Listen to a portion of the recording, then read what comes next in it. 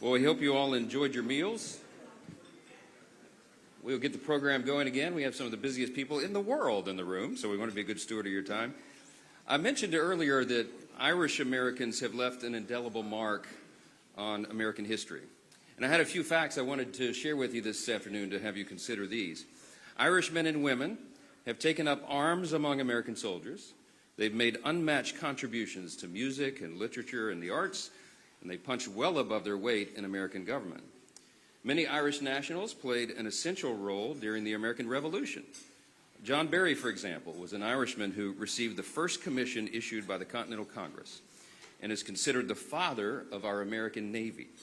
He later became the first Navy captain to seize a British ship.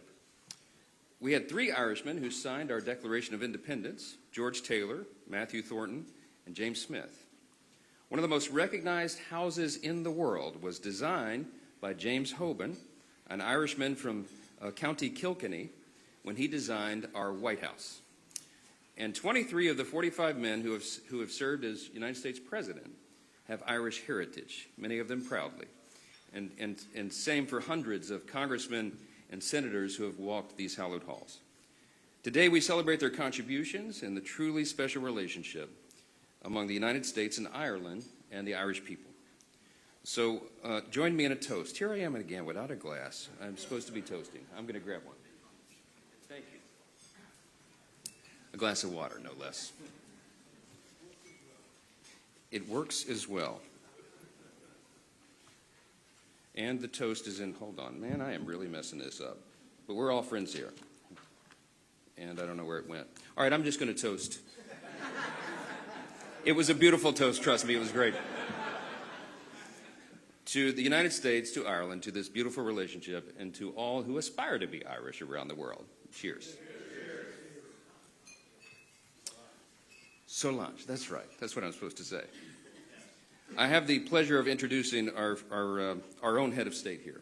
This luncheon offers an opportunity for both Americans and the Irish to reflect on our past and on our future. In 1981, Senator Ted Kennedy and Senator Daniel Moynihan and Speaker of the House Tip O'Neill started this great tradition, the Congressional Friends of Ireland. They aim to celebrate their shared Irish heritage, deepen ties between our two nations, and promote peace and reconciliation in Northern Ireland.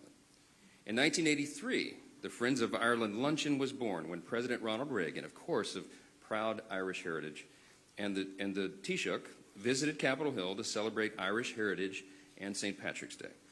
This lunch was the embodiment of that, of charity and friendship across political differences. And it has led to real-world international diplomatic successes. Many historians credit the advocacy of the Friends of Ireland caucus as essential in the signing of the Good Friday Agreement. And we welcome continued efforts to promote and preserve this agreement and promises of a bright future for the Friends of Ireland. Last year, I hosted this luncheon alongside President Biden. Our political differences were on stark display. It was obvious. That's an understatement. But he was our incumbent Democratic president, and I was the Republican House Speaker. And still, we shared laughs at the table at this event. It was one of the rare moments of the year where we could do that. That's what this celebration is all about. We laid down our swords, and in the spirit of Tip O'Neill and Ronald Reagan, we broke bread together and celebrated what binds us all together rather than what divides us. This year is a little different, of course. The political dynamics on Capitol Hill are extraordinarily different. President Trump is back in the White House. Republicans control both chambers of Congress. Here in our form of government, we call that unified government. A year ago, people thought I was crazy for predicting that we would be here today, but we are. And we're facing a new dawn for America and our bilateral relationships. And I know that we can look forward to working together to promote and preserve our friendships. It's an important, informative time around the world to do that. So in keeping with the proud U.S.-Ireland tradition and the spirit of the Friends of Ireland Luncheon, it's my great privilege to present the 45th and 47th President of the United States, Donald J. Trump.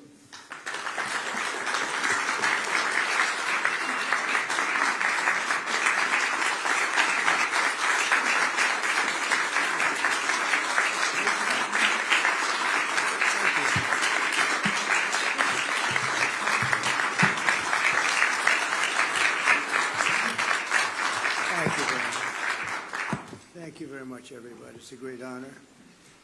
I've been here just about every time. We had one that was terminated because of a thing called COVID. I don't know if anybody's heard of that, but that was never pleasant. And we would have been together twice, but we had COVID interrupted twice, and I appreciate seeing you again, however. And you've done a fantastic job. We very much appreciate you being here. And I also want to thank my new friends from Northern Ireland for being here, who I just met. Thank you very much. Great honor. Great honor. And I must say they spoke very well of you. So that's good. That's good. And great to be with you. And thank you to Speaker Johnson, and thank you to all of the members of Congress who are here, quite a few, most of which are Irish, most of whom are Irish. And we welcome Taoiseach, and I love the name because Micheál, but it's Michael. I said, how many people call you Michael? It's exactly Michael. I said, he said, about 50%. I said, do you get upset when they do? He said, no, but I'm going to call you Micheál because that's the way it is. Martin, who has really been terrific. I've been with him quite a bit. I've spoken to him quite a bit, and we're going to have no problems. And his wife, Mary, we welcome you to America. Fantastic people. And it's really a wonderful annual tradition being here. We're also grateful to be joined by Irish Ambassador to the United States, Geraldine Byrne Nason. Where's Geraldine? Hi, Geraldine. Thank you very much. And the entire Irish delegation. And I know we're a little bit, everybody's a little bit late today, but that's okay because we're celebrating the Irish, and I think it's okay we're a little bit late. I also want to congratulate a friend of mine, Ed Walsh. He's a great golfer. He's a championship golfer, actually. Not quite as good as Rory, but that's okay. But he's right up there. He's won many club championships, and he's one of the best golfers you'll ever see. And congratulations, boy, you're going to have fun over there. He's going to be the ambassador to Ireland. So congratulations, Ed. Well, maybe it is thanks to me, but you're going to have a good time. You're going to represent us well. He can do most of his business on the golf course, too. That's so nice. But he's got the best job of anybody. And I really appreciate so many of my friends being here. So many great friends are here. This afternoon, we're gathered to celebrate the deep and abiding ties of history, family, and friendship that bind together Ireland and the United States of America. The Irish-American patriots have been part of our national history in our country's earliest days. Amazing history they have with our country. Irish-Americans fought heroically in our war for independence, served with honor in the crucible of the Civil War, and won fame and valor among Theodore Roosevelt's famous Rough Riders. They were Rough Riders. By some estimates, more than 2,000 Irish-American warriors have earned the Congressional Medal of Honor. This is an amazing statistic because who would ever think that's even possible? It's more than 50% of the medals of honor were won by the Irish. I'm going to have to check that. That sounds like, that's an awfully good statistic. We're going to have to check what's going on over there, huh? But that's an amazing statistic, actually, 50%. This includes the great Audie Murphy, the most decorated enlisted soldier in American history, whose service in the Second World War earned a Medal of Honor, 2 Silver Stars, a Bronze Star, 3 Purple Hearts, and the Legion of Merit. Quite a person. Became a movie actor. The movie actor stuff wasn't quite as good as the soldier that he did, but he was great. Became a very famous person, actually. America has truly been blessed by the courage and unstoppable spirit of the Irish.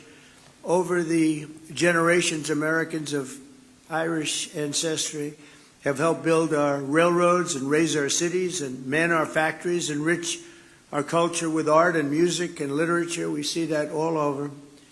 And protect our communities by joining the proud tradition of Irish-American police officers and firefighters. And few have done more for the Stars and Stripes than the sons and daughters of the Emerald Isle. And I can tell you, I know your father was a great boxer, and they have a lot of good fighters. I know so many Irish fighters. They like to fight.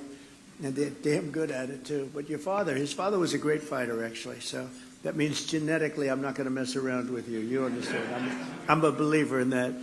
But as you know, on Monday, millions of Americans will celebrate St. Patrick's Day. We love St. Patrick's Day, maybe especially in New York.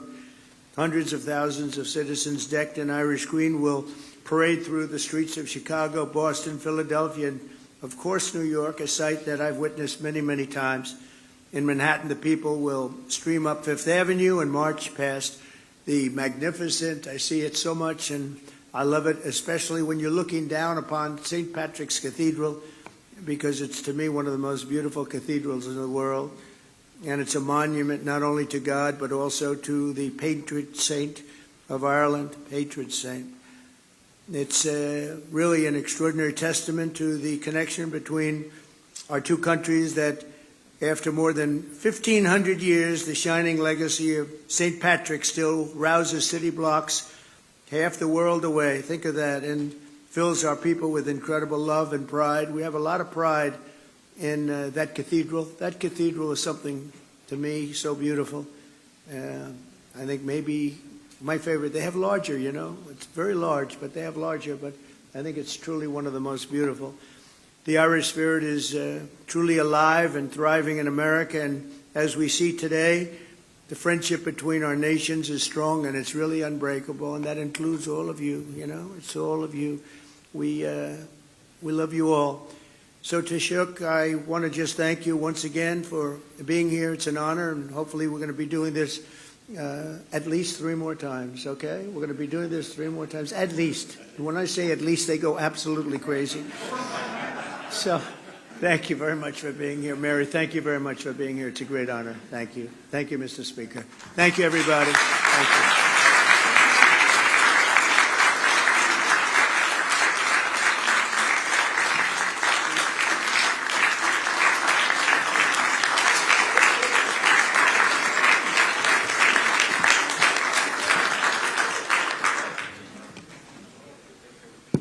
Thank you, Mr. President.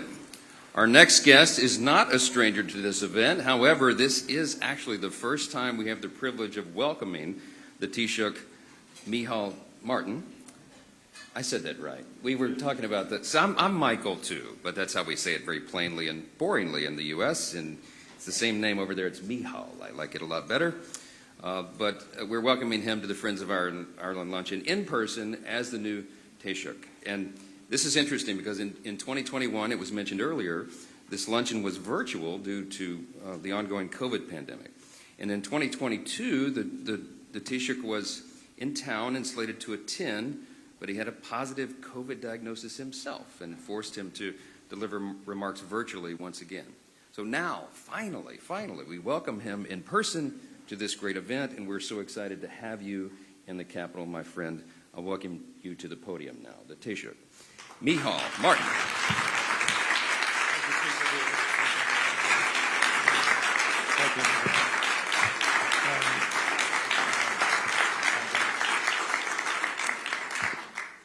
Mr. President, Mr. Speaker, Chairman Kelly and Neil, Senators, Representatives, ladies and gentlemen, I want to thank you all for welcoming me and Mary to Washington, D.C. to celebrate St. Patrick's Day.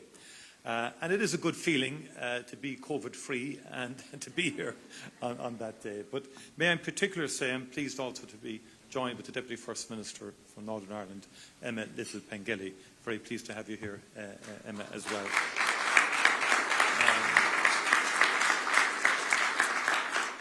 This is a cherished opportunity to break bread with our most steadfast friends. And as has been said, it's now more than 40 years since Speaker Tip O'Neill invited President Ronald Reagan to the Capitol for the first St. Patrick's Day lunch, and thus began a very proud tradition which I am honoured to continue today in your esteemed company. President Trump, thank you for joining us today to mark our National Day. You are a great friend of Ireland, and by the way, all those statistics that you quoted are absolutely verifiably true. Okay. I also know, President, that there's one small corner in the west of Ireland, a beautiful and remote part called Doonbeg in County Clare, which holds a very special place in your heart. and we hope to welcome you back to our small island and indeed to these particular greens very soon. Speaker Johnson, once again, you have graciously gathered our dear friends in this august House to mark St. Patrick's Day. You too are a true friend of our nation. We thank you for your hospitality in what is a very busy week for you. For centuries now, America has been a place of welcome and opportunity for Irish people. Our nation's green has been threaded through the rich tapestry of the United States by almost 32 million Irish Americans. Their forebears left a very different Ireland to the one we know today. Many were fleeing the grinding poverty and terrible hunger which blighted Ireland in centuries past. They left in desperation, but also in determination to forge a brighter future for their children. They channeled that commitment into building stronger communities and ultimately a stronger nation, this great nation. Many of their descendants are with us today, true friends of Ireland who continue to work tirelessly for a future of peace and prosperity on our island. Indeed, we need look no further than the co-chairs of the Friends of Ireland caucus.